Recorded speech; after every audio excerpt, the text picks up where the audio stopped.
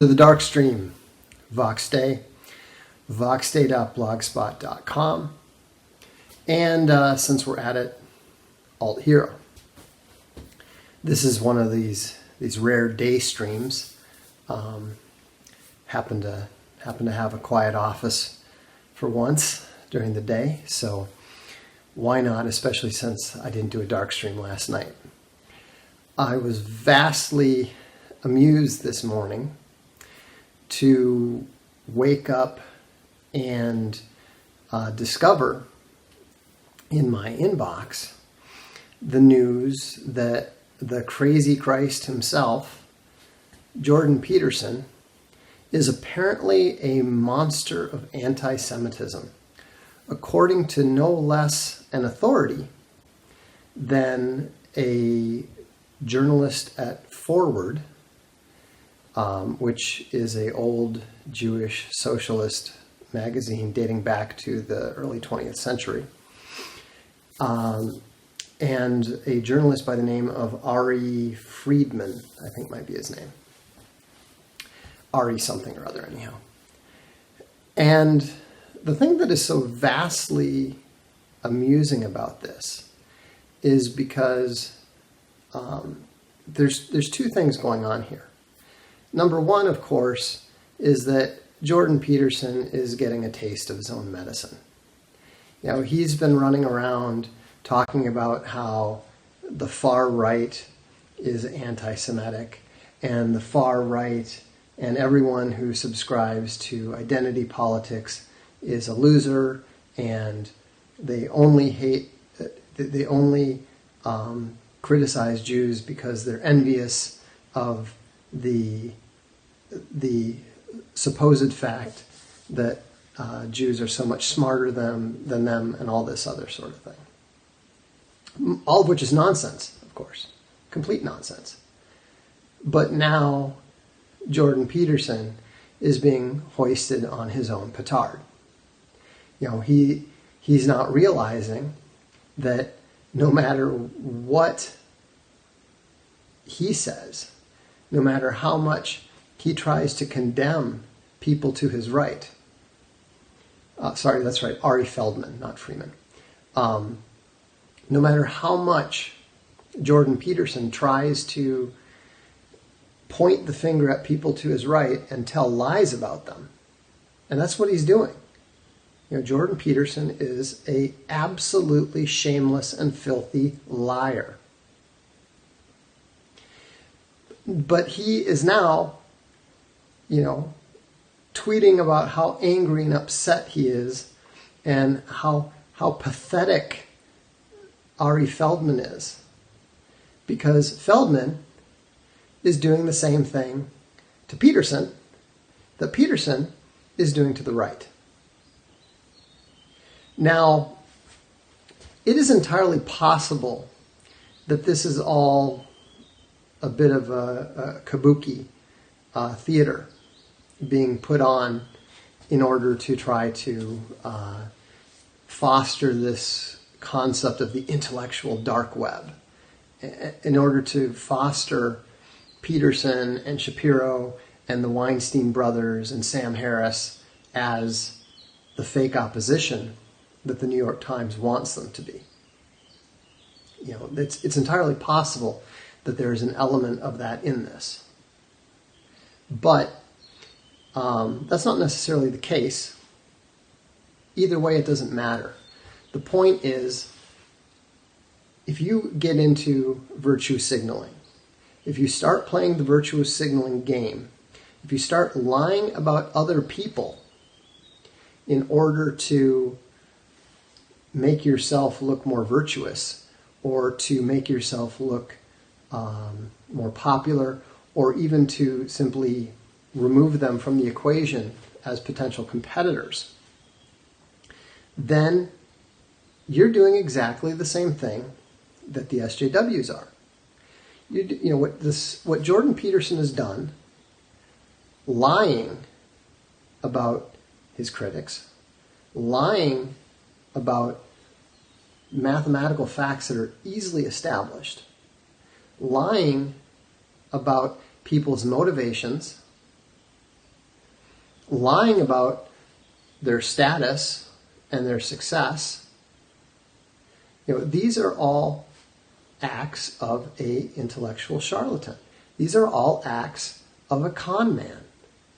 These are all acts of someone that you cannot possibly trust. And they are acts of someone who is emotionally projecting his own character on others. And so, I'm not going to defend Jordan Peterson against the charges of being an anti-Semitic dog whistler. I'm not going to defend him against anything. He does not deserve defense. Why would we defend somebody who shamelessly, blatantly, and repeatedly lies about other people when the even farther left is lying about him? I mean, I don't care if the Bolsheviks and the Mensheviks are fighting. There are no good guys in that fight. I'm not going to defend the Mensheviks just because the Bolsheviks jump in and start calling them Nazis. Why would I? Jordan Peterson is not on our side. He is not on the side of the West. I knew there was something off about the guy from the very beginning. A number of his supporters, a number of the buccos, tried to criticize me because I expressed my opinion about him before I really knew the facts, before I really had a conclusive case to make against him.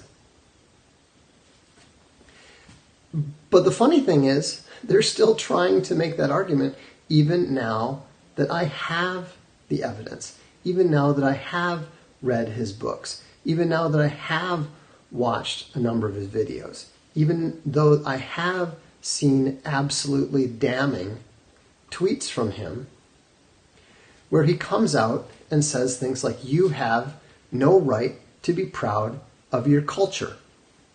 You have no right to be proud of your race." I didn't like Peterson before. I thought that he was wrong. I thought that his philosophy was evil.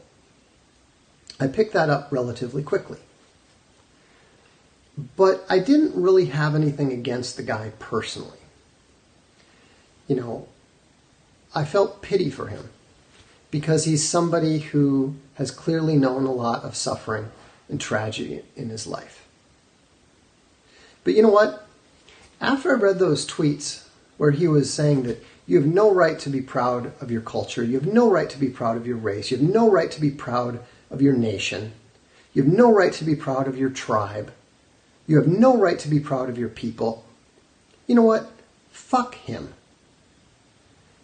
I openly despise Jordan Peterson because of that. And you know why?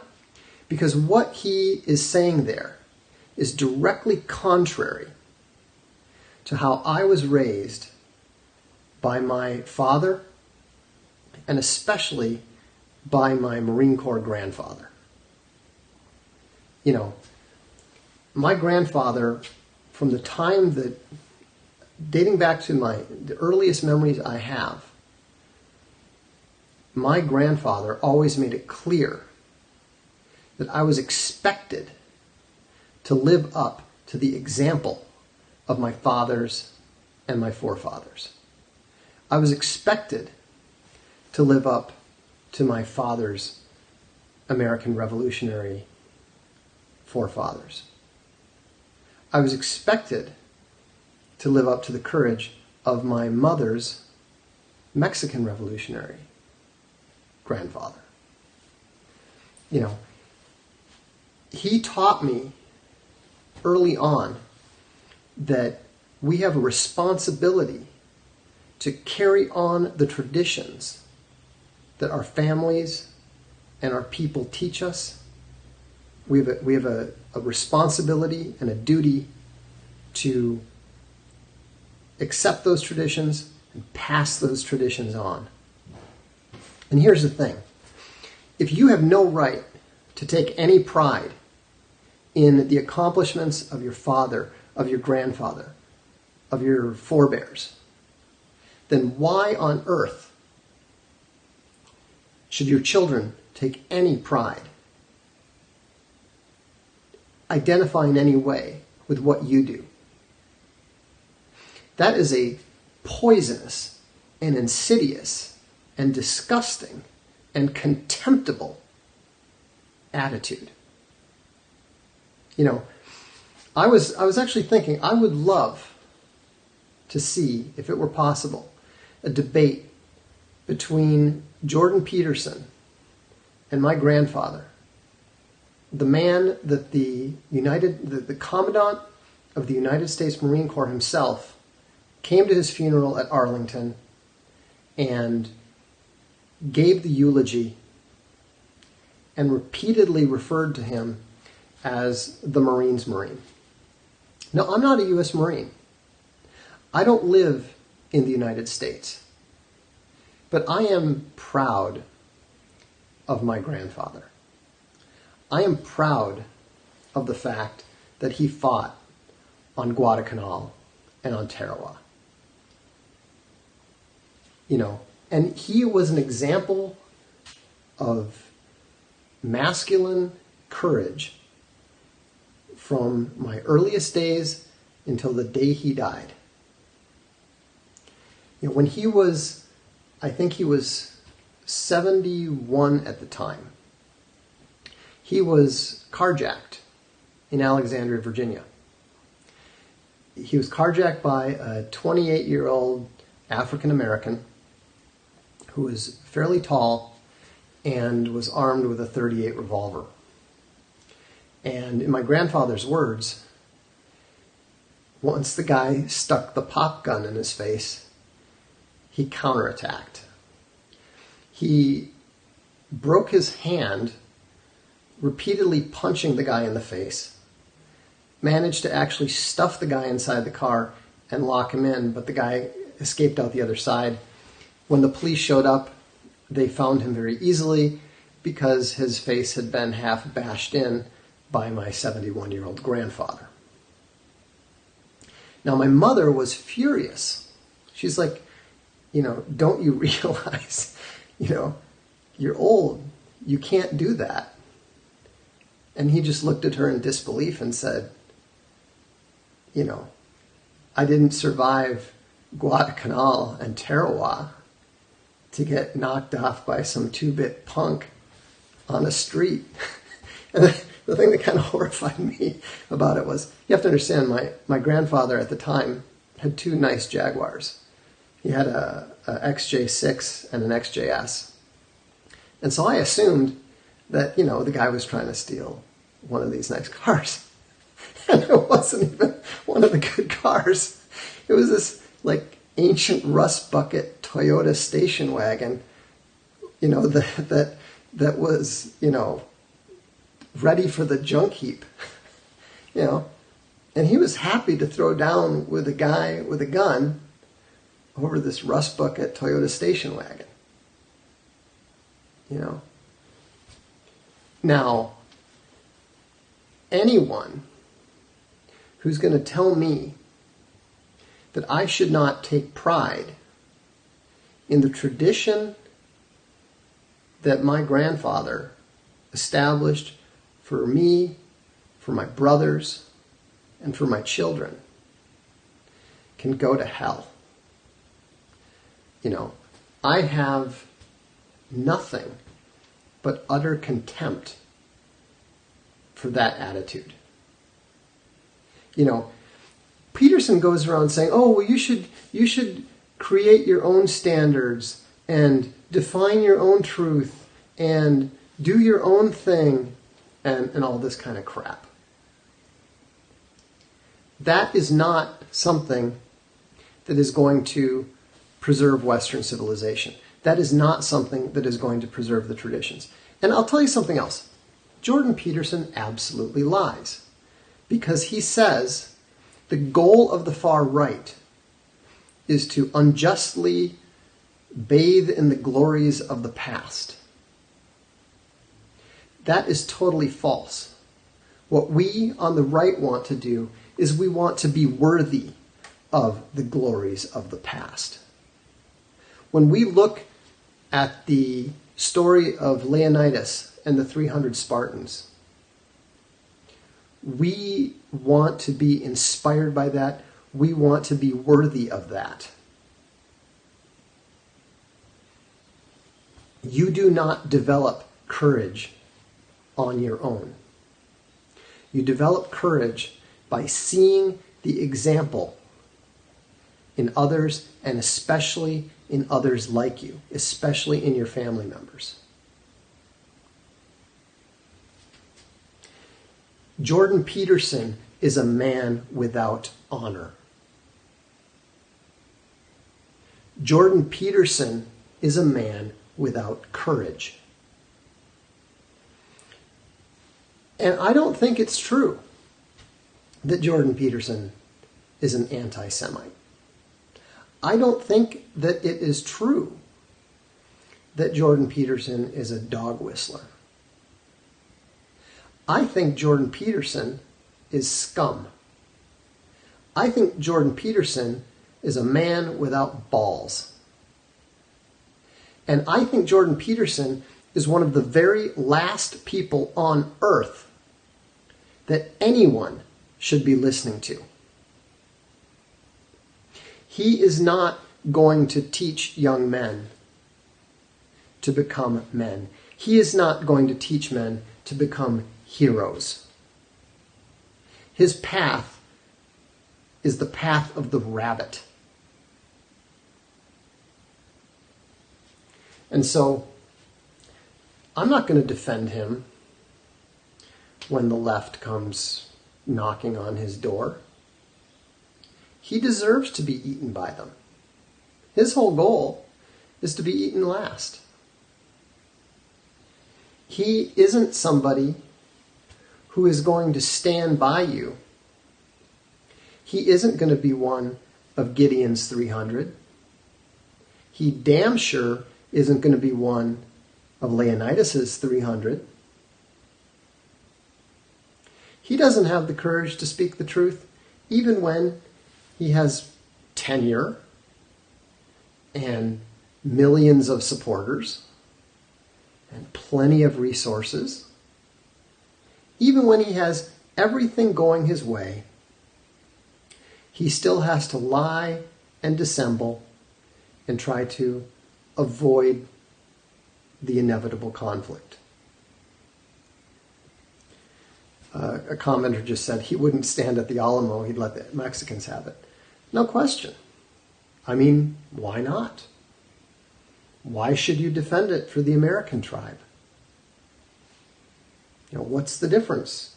Let the new Americans have it. And so, you know, I don't know why people take this charlatan seriously. You know, the fact that he says some basic stuff like clean your room, mow your lawn, wash your car. I mean, that's all great, but so what? You know, and so what I would say to you, if you are somebody who is a Jordan Peterson fan, is to say, look at what the man is actually saying about your culture, about your identity, and about your pride. I'm telling you that regardless of what your civilization is, you know, whether you're Danish, or whether you're English, or whether you're American, or whether you're an American Indian, whether you're Japanese, whether you're Israeli, all of these cultures have traditions in which you can and should take pride. They're different things, yes. I lived in Japan for 6 months when I was studying there. The Japanese traditions are very, very different than, say, the American Indian traditions of my tribe. But there are things to be valued in them. There are things that you can take pride in if you're part of that culture, and there are things that you can respect if you're not part of that culture.